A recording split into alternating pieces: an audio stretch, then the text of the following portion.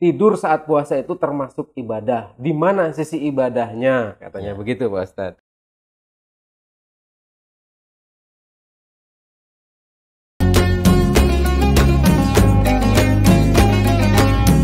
Bismillahirrahmanirrahim. Assalamualaikum warahmatullahi wabarakatuh. Ketemu lagi dengan Simon pada kesempatan hari ini, tentunya di bulan puasa yang sangat luar biasa. Meskipun kita dalam keadaan puasa, tapi kita harus tetap semangat. Sampurasun, wargi sadaya, wargi Unpas dimanapun Anda berada. Hari ini kita akan menghadirkan sosok yang sangat luar biasa sesuai dengan tema yang dibawakan oleh Unpas Talk kali ini, yaitu akan menghadirkan para pemateri atau para pembicara-pembicara muda yang tentu saja muda tapi luar biasa, begitulah ya. Siapkah gerangan? Saya sudah kehadiran sosok yang sangat luar biasa, sudah malang melintang di TV sana, di TV sini, di YouTube sana, di YouTube sini, di mimbar sana, mimbar sini. Beliau adalah sosok yang waktu kecilnya itu kepengen jadi polisi atau TNI, tapi malah jadi ustadz, saya tidak tahu. Dan inilah dia, Bapak Ustadz Dr. Haji Tata Sekayat. Luar biasa. Hatur nuhun, selamat datang Pak Haji. Nah, gimana puasanya ya pada kesempatan hari ini? Simon, semakin hari semakin biasa. Gitu. Semakin biasa, sudah terbiasa ya.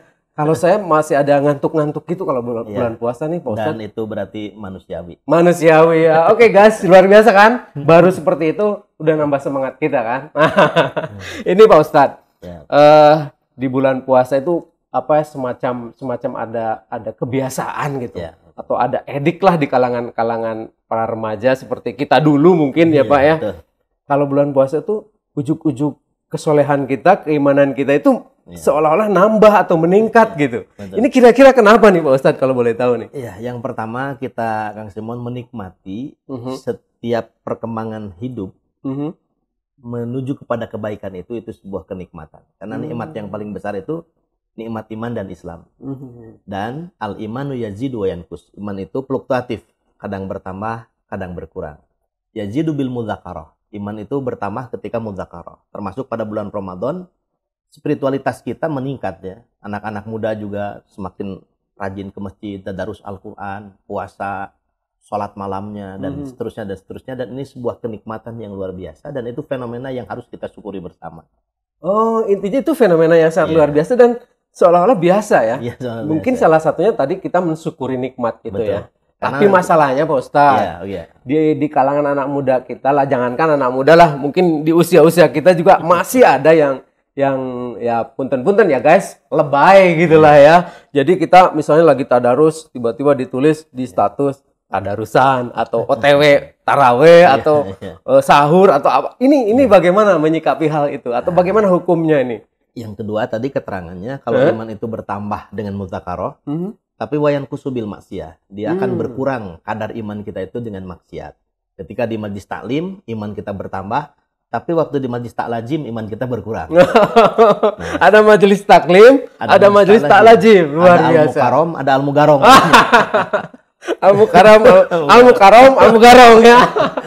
Oke, luar biasa Pak Ustadz. Tapi tadi menyikapi hal itu seperti apa nih? Bagaimana nih kira-kira? Kita berbaik sangka. Karena habitual dalam rangka pembiasaan, mungkin awal-awal itu anak belajar saja bisa karena ditakut-takuti sama orang tua atau gurunya. Atau yang kedua dikasih reward. Kalau kamu puasa selesai dari imsak sampai buka misalkan akan dikasih 10.000 per hari misalkan. Lalu dia puasa. Tapi dalam rangka pendidikan dan mendidik saya rasa tidak apa-apa. Allah itu menyatakan fama ya'mal misqala dzarratin khairan yarah wa ma ya'mal misqala dzarratin syarran yarah. Jadi ada konsekuensi logis. Berbuat baik Tuhan catat, berbuat buruk juga Tuhan catat, dan setiap baik dan buruk itu juga ada konsekuensinya. Itu biasa-biasa saja, terutama untuk anak-anak muda yang sekarang spiritualitasnya bagus dengan Ramadan 1443 Hijriah ini. Lanjutkan meskipun selalu update status itu. Mudah-mudahan dalam rangka syiar memotivasi yang lain, kemudian menyatakan dirinya berbuat baik dan itu bisa diikuti oleh yang lain. Kalau begitu pahalanya malah dua. Pahala dia melaksanakan kebaikan, yang kedua pahala syiar. Hanya yang dikhawatirkan oleh Kang Simon tadi bagaimana ini ria. Ria itu urusannya pribadi dia dengan Allah. Apa ketika kita mempublish amal bisa diponis itu ria? Tidak juga. Mungkin itu sebagai pancingan untuk yang lain. Jadi mudah-mudahan sambil amalnya ditingkatkan, merajut jiwa, menata hati, keikhlasan spiritualitas pribadi dia kepada Allah, sebagaimana diajarkan saum, Kang Simon. Saum itu satu-satunya ibadah yang paling terjaga kerahasiaannya. Misalkan Kang Simon sholat berjamaah, betul. Kan diketahui oleh orang lain tuh. Iya. Yang kedua, kalau zakat diserahkan ke amilin. Nanti dipublish, dibagikan ke mustahik, diketahui oleh orang lain. Kalau haji umroh, satu kampung kita undang. Ya, syukuran untuk hajatan. Nah, tapi saum tidak ada yang tahu. Seumpama kita lagi wudhu, iseng-iseng nelen setengah gelas kan orang tidak tahu. Iya, nggak tahu ya. Tapi kita tidak melakukan itu. Bahkan 1 menit lagi sebelum terdengar adzan, tidak ada siapa-siapa. Perut sedang lapar, tenggorokan juga begitu haus karena kering, tidak ada aliran air. Tapi kita tidak berani curang.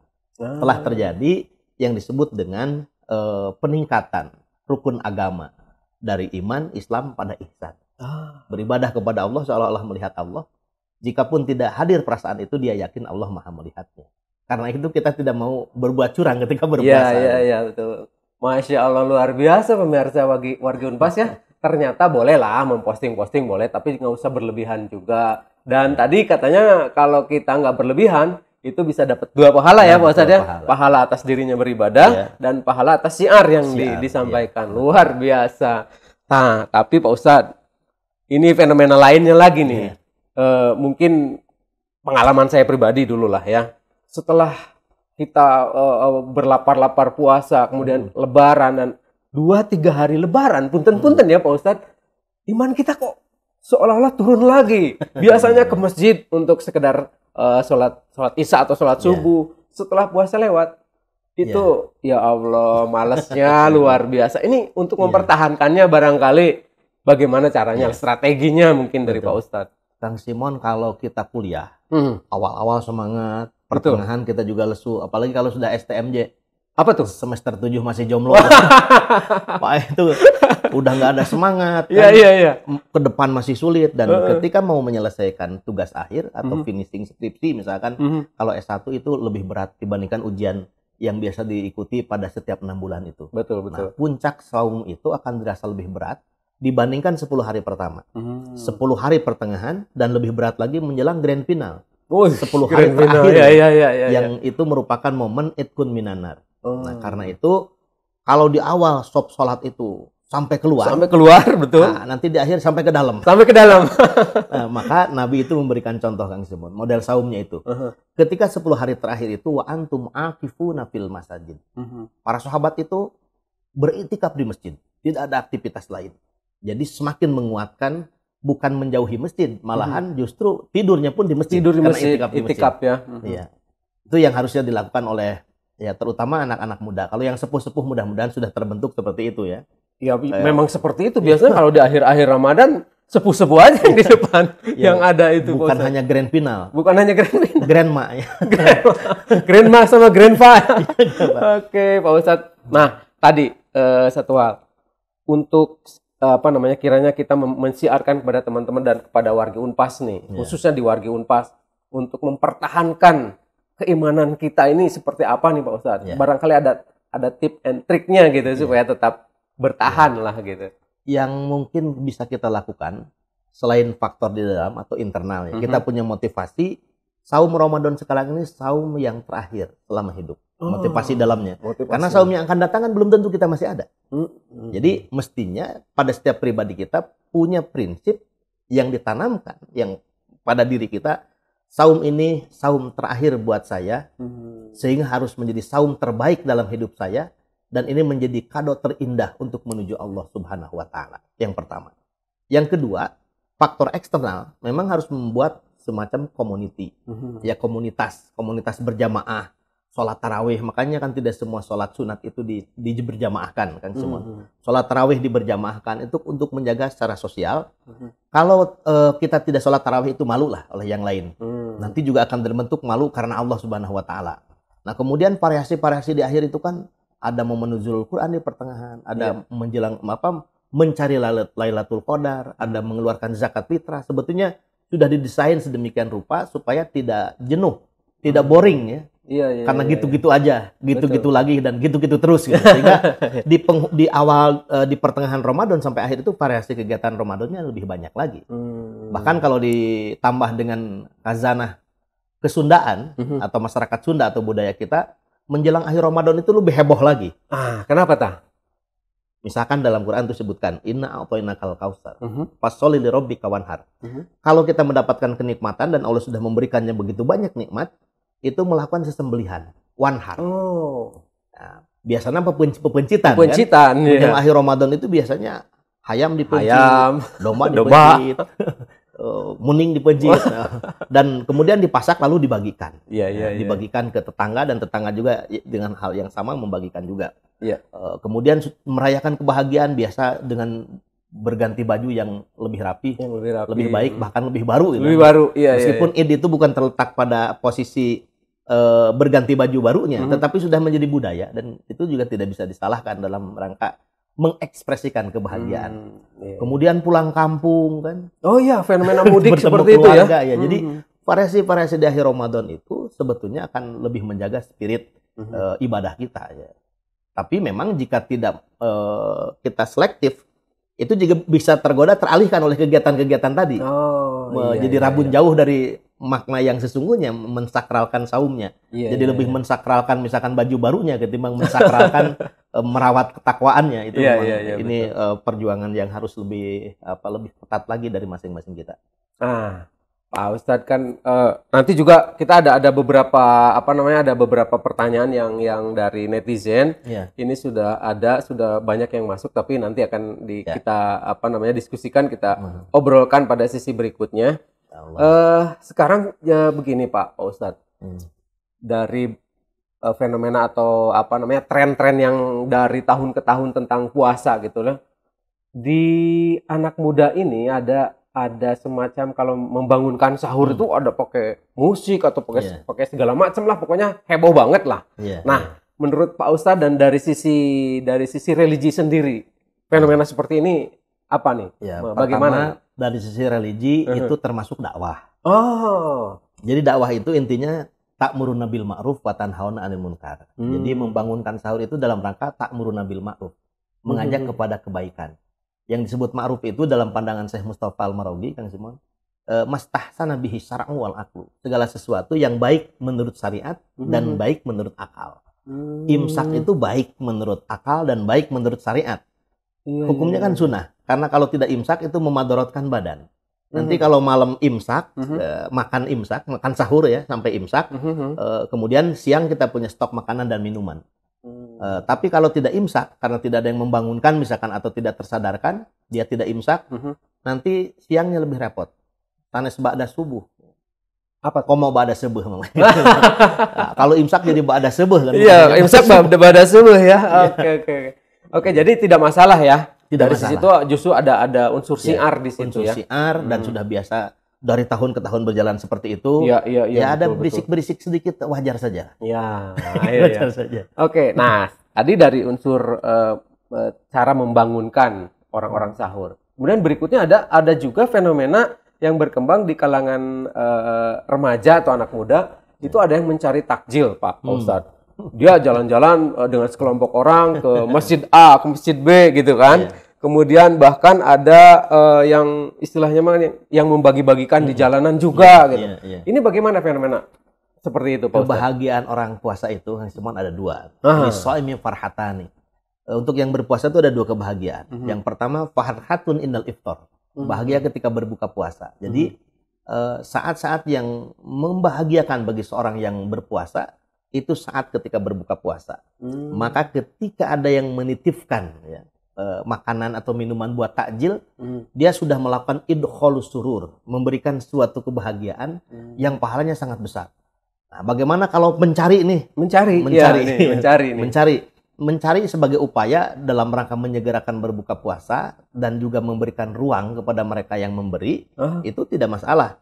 Kalau di Saudi itu, Kang Simon, menjelang buka puasa seperti yang kita ketahui, itu para pengusaha sekitar Masjidil Haram, Masjid Nabawi itu sampai dengan anak buahnya menyuruh supaya mencari semacam klien lah yang mau takjil atau iftar dengan makanan dia ya. Jadi nyari. Bukan hanya dia menyiapkan makanan yang sudah tersaji di Masjidil Haram, Masjid Nabawi, tapi juga ada pasukan khusus dalam tanda petik pasukan mencari orang supaya mau mencicipinya. Takjil dengan makanan atau minuman dari dia. Sampai berebut itu biasanya. Itu motivasinya apa kira-kira Pak Ustadz? Ibadah. Karena pahalanya ibadah. besar berbuka puasa, memberikan makanan. Karena memberikan makanan kepada yang berbuka. Ya, berbuka puasa. Ya termasuk anak-anak muda kalau keliling dan dia berpuasa ya tentunya. Iya, iya, berpuasa pastinya. Batur sahur, milu sahur. Iya, iya, iya. Betul. Oke, jadi warga Unpas nggak masalah nih ternyata ya kalau mau mencari-cari seperti itu dengan tujuan tadi seperti yang dijelaskan oleh Pak Ustadz tadi bahwa tujuannya adalah untuk orang yang beribadah kita support kan gitu ya. Yang orang yang ingin memberikan makanan ya kita support untuk datang hadirlah gitulah. Meskipun tentu yadul ulya khairum min yadi supla, tangan di atas lebih baik daripada tangan di bawah. Nah, ini kalau bisa kita yang ngasih, bukan kita yang menerima. Ya, betul. Fenomena tapi sangat luar biasa lah ya. Fenomena seperti itu sebenarnya menjadi ajang hiburan juga mungkin betul. Di samping mereka kan mungkin tidak hanya berbuka saja, dari situ juga mereka meriahkan masjid yang mereka datangi mungkin Ustadz. Tapi ada fenomena lain. Sekarang sahur nih Pak Ustadz. Tadi cara membangunkan sahur, kemudian cara mereka mencari takjil.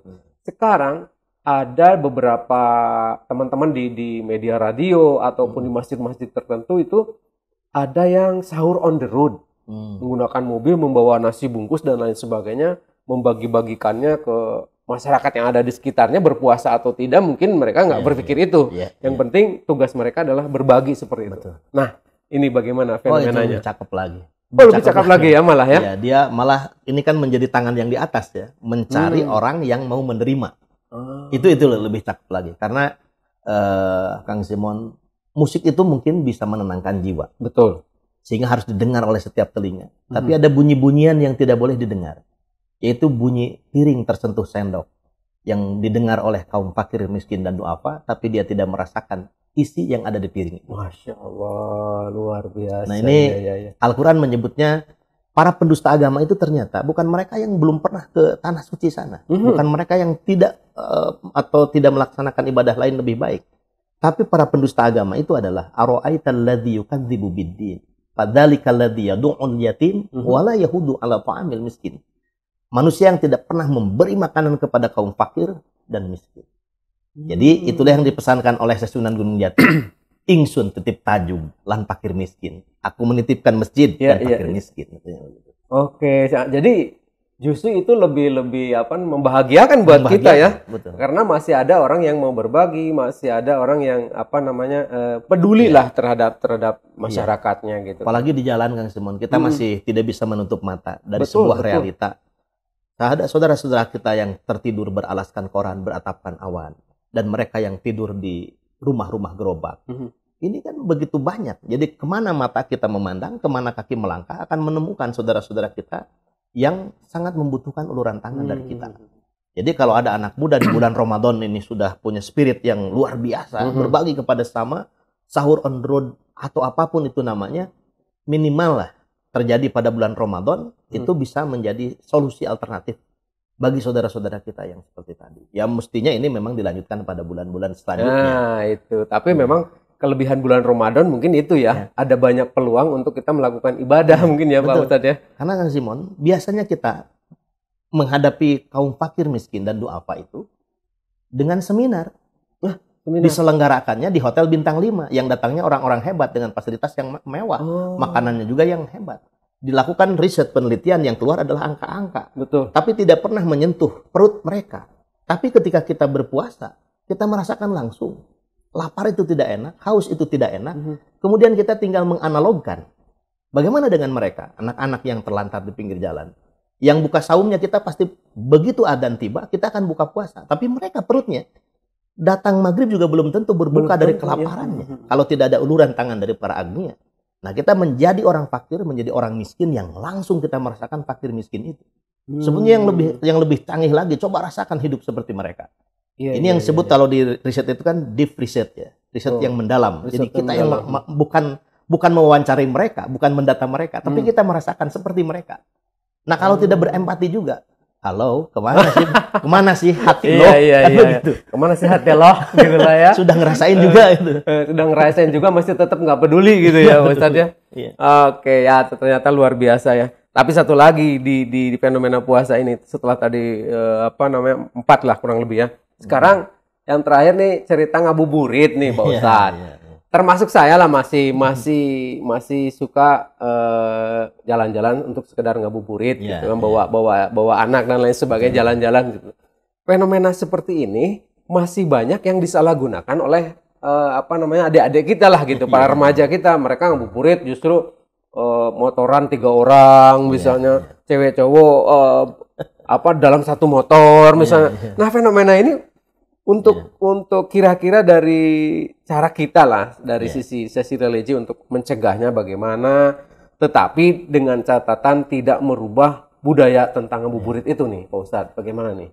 Kalau saya jawab panjang ini bisa sangat panjang. Bisa sangat panjang ya. Anak muda itu yang sekarang kita saksikan dan juga pernah kita rasakan, betul. Ruang ekspresi untuk anak muda itu semakin hari semakin tidak ada. Kalau di zaman saya, apalagi hidup di kampung, mungkin zaman Kang Simon hidup di kota, sama di kampung. Di kampung. Kalau ngabuburit kan modelnya kita bisa ke hutan, bisa ke sawah, bisa ke kali nyari ikan, dan banyak cara. Bisa ke masjid ngadu dulag, betul. Ngaji dengan ajengan juga ada. Jadi itu model ngabuburit yang dilakukan. Kalau di kota mau kemana? Kecuali yang ruang masih tersisa itu, yaitu ruang jalan. Dengan fasilitas motor yang hampir setiap anak muda punya. Betul. Hampir setiap keluarga ada. Karena itu yang jadi mainannya, maka akhirnya lari ke jalan. Jadi kalau anak-anak muda mengekspresikan ngabuburit dan lain sebagainya, mejeng, ke jalan lagi, karena hanya ada satu jalan itu. Betul. Public sphere, ruang-ruang publik itu kan tidak ada. Ruang-ruang untuk santai itu semakin hari semakin tidak ada. Kita berhadapan dengan dinding-dinding gedung yang penuh dengan keangkuhan. Dengan menara-menara yang bisa membuat sekat manusia itu semakin jauh. Jadi kalau jawabannya mau sedikit fundamental, pemerintah mesti menghadirkan ruang ekspresi anak-anak muda. Ruang bermain anak. Betul. Kalau di kota kita, Kang Simon, misalkan kita mau ngajak jalan anak-anak liburan, kemana? Bingung kita. Satu misalkan pilihannya kebun binatang. Ningali mana ya itu. Karena tidak ada. Dibawa ke mall itu bukan tempat bermain anak. Betul. Dan ternyata bukan hanya anak-anak, di tingkat remaja juga begitu. Nah, ini memang harus ada regulasi dan dulu itu ada di kampung kan suka didendangkan begini, neleng nenggung, gera gede, gera jangkung, gera sakola ke Bandung. Jadi Bandung sebagai pusat pendidikan. Betul. Bermain yang bernuansa pendidikan, berwisata yang bernuansa pendidikan, yang itu nampaknya memang menantang ke depan. Jadi kalau selama ini memang fasilitasnya tidak ada, ya ngabuburitnya sambil main motor selama masih sesuai dengan ketentuan, boleh-boleh saja. Aya nu teu kenging Kang Simon. Apa tuh? Ngabuburit bari nguseup. Bari nguseup loh. Teu kenging. Ngusepan bari nguseup, bari ngopi. Alah. Indomie. Bisa aja Pak Ustadz kita nih pemirsa. Oke, luar biasa. Baik, itu fenomena-fenomena puasa sangat luar biasa, mulai dari tadi ngebangunin orang sahur sampai dengan ngabuburit itu luar biasa sekali. Ternyata ada, kalau kita menjalankannya dengan baik, ada unsur ibadahnya ya Pak Ustadz, ada unsur siarnya gitu ya. Bahkan tidurnya orang yang berpuasa ibadah. Nah loh, tidurnya orang berpuasa naumus shaimi ibadatun. Tidurnya orang yang berpuasa itu ibadah. Masya Allah. Karena minimal ketika dia berpuasa dan tidur, dia sudah menjalankan tugas dengan baik, tidak mengotorinya. Kalau bangun kemudian menjelek-jelekan orang lain kan begini. Jadi itulah ada ungkapan dalam hadis itu, naumus shaimi ibadatun. Tidurnya orang yang berpuasa ibadah, wasumtuhu tasbihun, diamnya itu tasbih, wa amaluhu mudha'afun, dan amalnya dilipat gandakan, wa du'auhu mustajabun, doanya diijabah, wa danbuhu magfurun, dan segala dosanya diampuni oleh Allah Subhanahu wa taala. Masya Allah, luar biasa puasa itu ya. Tidur aja ibadah. Coba baik. Tapi mending tidur daripada kita ngegosip, guys. Oke, tapi ngomongin sebentar, yang ini bisa nanti dibatasi saja pertanyaan-pertanyaannya ya, teman-teman operator, nanti dibatasi pertanyaan dari netizen, sudah banyak sekali. Ini kita bicara ini di dalam proses ibadah puasa kita nih Pak Ustadz ya. Ini masih ada ketakutan. Semacam punten ya, masih ada nih Pak Ustadz, punten ini di beberapa tempat masih ada. Setelah sahur, sholat subuh, mereka banyak tidur lagi nih, banyak yang tidur lagi. Ketika bangun, mereka enggan gosok gigi karena takut batal. Ini harus saya tanyakan ke Pak Ustadz, bagaimana ini fenomena seperti ini? Karena berbahaya sekali ketika harus kita kumpul-kumpul ini baunya luar biasa gitu loh Pak Ustadz. Gimana nih Pak Ustadz hal seperti ini? Boleh gosok gigi, yang tidak boleh sikatnya ditelan itu batal. Iya. Kumur-kumur menggosok gigi boleh. Catat ya pemirsa Wargi Unpas. Jadi boleh kumur-kumur boleh, menggosok gigi boleh. Jadi tidak batal ya Pak Ustadz? Tidak batal, hanya kalau khawatir disebut makruh jika ada yang terasa ke dalam, yaitu harus ekstra hati-hati saja intinya. Tapi ekstra hati-hati. Menjaga kebersihan lagi Ramadan atau puasa juga harus. Iya. Karena mereka alasannya Pak Ustadz, karena baunya mulut orang berpuasa kan nanti diganti sama bau kasturi di surga dan lain sebagainya gitu loh fenomenanya. Di surga, di dunia kan beda. Surga boleh kasturi, di dunia Masya Allah luar biasa. Bung Aina mah kan masker kita dinikmati sendiri. Nah, kalau masker nikmati sendiri, pingsan sendiri ya Pak Ustadz. Oke, sangat luar biasa. Tapi ada beberapa yang masuk dari netizen, mungkin berupa pertanyaan ya. Boleh nanti langsung dijawab aja ya sama Pak Ustadz. Ini yang pertama, kenapa di akhir Ramadan jamaah tarawih kebanyakan, wah luar biasa ini sudah disampaikan tadi nih. Kenapa di akhir Ramadan jamaah tarawih itu kebanyakan aki-aki dan ini anak mudanya apa kabar katanya. Ini bagaimana Pak Ustadz? Ya, itu bertahan kakek-kakek dan nenek-nenek sepupu kita udah alhamdulillah. Iya. Anak-anak mudanya mestinya malu. Ya, betul ya. Aki-aki ini standby terus di masjid apalagi yang muda. Betul. Ya harusnya memotivasinya tadi ya, kita harus komunitas tadi ya salah satunya. Makanya kan di masjid itu mesti ada 2 komunitas. Ada IRMA, Ikatan Remaja Masjid, yang aktifnya nona-nona yang sehat walafiat. Dan juga ada INEM, Ikatan Nenek-Nenek Masjid yang sehat walafiat begitu. Jadi dua-duanya mestinya kompetisi.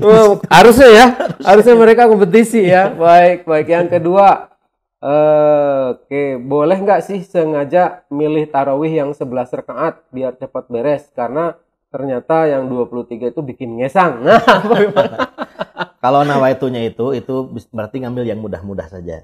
Tapi bahwa memilih yang 11 ataupun 23, pijakan hadisnya sama-sama kuatnya, boleh-boleh saja. Jadi kalau memilih yang 11 ataupun 23, yaitu disebabkan bukan karena semata-mata mengambil mudahnya, karena semata-mata dua-duanya bisa dibenarkan dalilnya. Tapi tidak masalah ya dua-duanya? Tidak masalah. Tidak masalah. Yang bermasalah yang ketiga. Apa tuh? Milih tidak yang 11 dan tidak yang 23. Oh, teman-teman sama sekali. Sama sekali. Aduh, luar biasa. Baik, berikutnya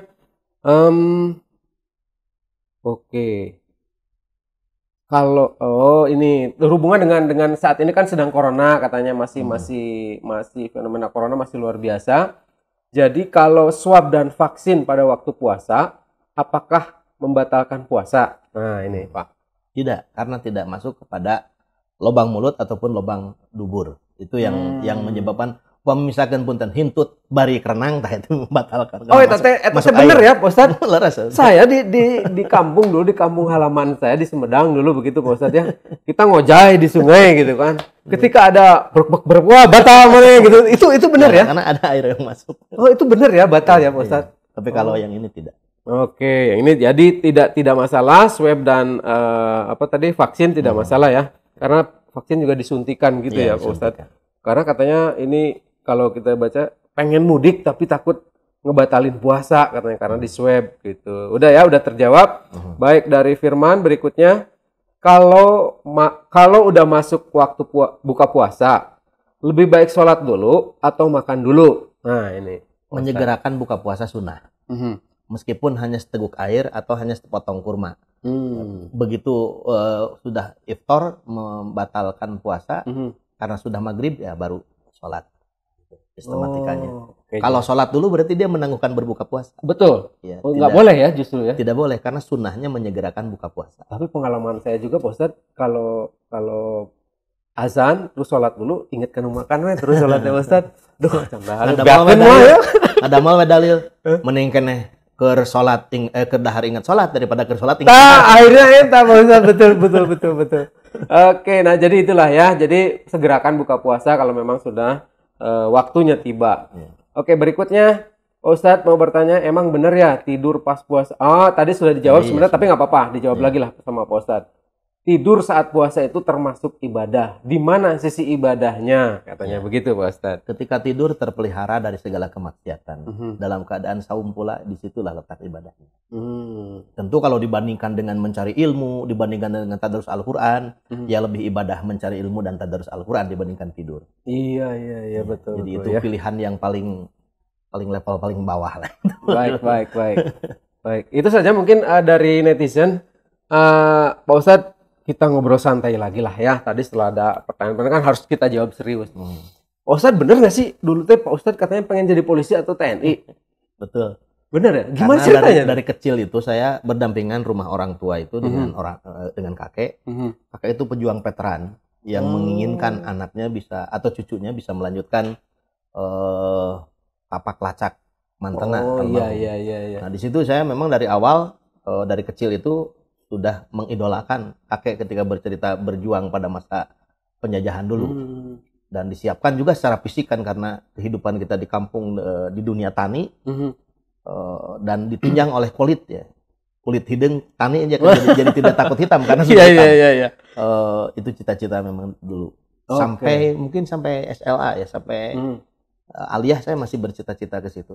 Oh iya Pak Ustadz juga sekolahnya dulu di SMP-nya di Sanawiyah ya. Sanawiyah dan pesantren. Itu di mana Pak Ustadz? Di Purwakarta. Di Purwakarta ya. Oke. Aliyah kenapa tiba-tiba ujuk-ujuk dari keinginan menjadi polisi atau TNI, ujuk-ujuk malah jadi sosok seperti ini gitu kan? Bagaimana ceritanya itu Pak Ustadz? Apakah ada keterpaksaan gitu kan, biasalah ya. Kalau anak-anak tuh dipaksa, mana kudu jadi iya, mana kudu jadi iya. Apa Pak Ustadz juga seperti itu? Mungkin seperti anak-anak sekarang. Ketika ditanya cita-cita itu akan berubah pada usia-usia tertentu. Jadi saya termasuk manusia yang tidak konsisten dengan cita-cita masa kecil. Yang kedua mungkin sudah memiliki pilihan-pilihan yang lebih lebih realistis. Lebih realistis. Ya, saya lebih realistis memilih pengembangan ilmu dan dakwah dibandingkan jadi tentara. Ternyata fisik saya tidak memungkinkan di situ. Tapi luar biasa ya, dari cita-cita seperti itu malah justru menurut saya lebih dari sekedar itu ya. Karena beliau juga aktif di, kalau nggak salah wakil ketua MUI ya Pak, di Kota Bandung ya. Kemudian selain di Kota Bandung, beliau juga di Purwakarta itu di Tajuk ya Pak? Tajuk Cilodong. Tajuk Cilodong itu juga sebagai pengurus ya di sana ya. Jadi cita-cita apapun di masa kecil, kalau sudah Tuhan menentukan maka berbeda. Maka seperti inilah sosoknya begitu kan. Ingin jadi polisi, ingin jadi tentara, malah ingin jadi polisi Tuhan ya, polisi Allah mungkin menjaga keseimbangan kehidupan kita. Ini sangat luar biasa juga begitu kan. Nah, barangkali Pak Ustadz di di segmen ini ingin menyampaikan sesuatu atau menyimpulkan sesuatu tentang ibadah puasa untuk wargi Unpas gitulah ya. Bagaimana seharusnya dan bagaimana sebaiknya untuk mengisi ibadah puasa kita ini, sekaligus juga menutup nanti dengan doa lah. Gitu. Silakan. Simon, bahwa Ramadan ini pemirsa semua, Ramadan ini merupakan kawah cadar dibuka untuk mencapai gemilangnya sukses meraih fitrah. Kalau mau punya ajian harus lulus ujian. Lamun hayang nyapek kudu loba ngoprek. Lamun hayang buka perah kudu daek perih. Ini filosofi Ramadan. Jadi mudah-mudahan Ramadan hari ini Ramadan terbaik yang bisa membuat kita menjadi fitrah.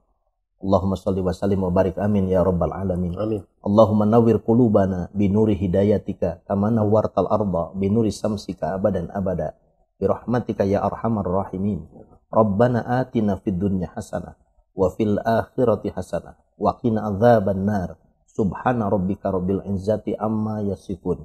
Wassalamun alal mursalin. Walhamdulillahi rabbil alamin. Amin ya rabbal alamin. Terima kasih Pak Ustadz sudah meluangkan waktunya di tengah-tengah kesibukannya pastinya.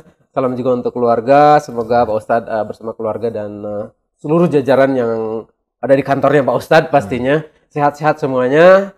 Kemudian menjadi berkah untuk wargi Unpas kehadiran Pak Ustadz pada kesempatan hari ini. Baik, terima kasih wargi Unpas. Itu saja yang bisa kami sampaikan pada kesempatan hari ini. Pasti banyak manfaat yang akan didapat oleh wargi Unpas dimanapun Anda berada pastinya. Dan dari saya mohon maaf atas segala kekurangan. Kekurangannya itu pasti sepenuhnya dari saya. Kebaikan dan kesempurnaan hanya milik Allah Subhanahu wa Ta'ala. Billahi taufik wal hidayah. Assalamualaikum warahmatullahi wabarakatuh.